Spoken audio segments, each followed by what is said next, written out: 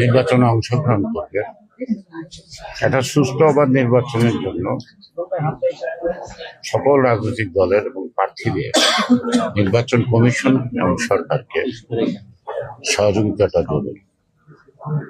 সরকারের সিনসিয়ারিটি বা নির্বাচন কমিশনের যে সিনসিয়ারিটি যথেষ্ট না।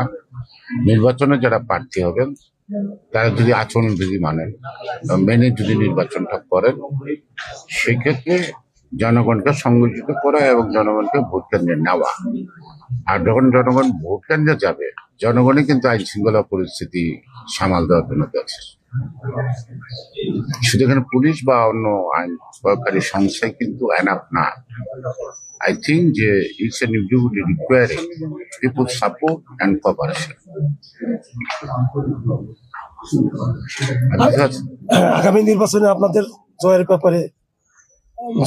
জয়ের ব্যাপারে আপনাদের কতটুকু আশাবাদী? আমরা পুরোপুরি আশাবাদী। তারপর বাকি জনগণের ইচ্ছা আছে। আর কারো প্রশ্ন আছে করলে করেন। আইন শৃঙ্খলা কেমন দেখছেন? প্রার্থীদের নিরাপত্তা এবং প্রার্থীদের নিরাপত্তা কেমন? প্রার্থীদের নিরাপত্তার ব্যাপারে তো আমাদের প্রথম চট্টগ্রামে এরশাদুল্লাহ গুলিবিদ্ধ হলো, সেটা কোনো একটা রাজনৈতিক দলের সন্ত্রাসী দেখলাম। তারপরে আমরা ইয়ারে দেখলাম, হাদির বছর দেখলাম। তাতে একটা তো আশঙ্কা আছে, কিন্তু সকল আতঙ্ককে মোকাবেলা করে তো নির্বাচনটা করতে হবে। এই জন্য তো ঘরে বসে থাকলে তো আমার সমস্যার সমাধান হবে। নির্বাচন সাহস করে করতে হবে এবং আইন শৃঙ্খলা বাহিনীর পাশাপাশি আমাদের নিজস্ব সামর্থ্যটাকে কাজে লাগাতে হবে।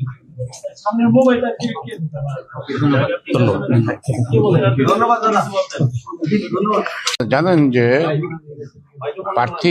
অপর প্রার্থীর বিপক্ষে অশালীন উচ্চারণ বা চরিত্র হনন, এই ধরনের অথবা সাম্প্রদায়িকতামূলক উস্কানিমূলক বক্তব্য নিষেধ। এবং আপনারা যারা সাংবাদিক আছেন তারাও এমন কিছু করবেন না, আমি না, যে কোনো প্রার্থী বিব্রত হয় বা তার সম্পর্কে একটা মিথ্যা তথ্যের কারণে জনগণ বিভ্রান্ত হয়। এটা কিন্তু আপনাদের দায়িত্বশীলতার পরিচয় দেবে। যেহেতু আপনার স্বাধীনতা দাবি করেন, সার্টেন রাইট ইমপ্লাইজ ডিউটিস। আপনার স্বাধীনতার সাথে কিন্তু আপনার দায়িত্বটা কিন্তু মারাত্মক।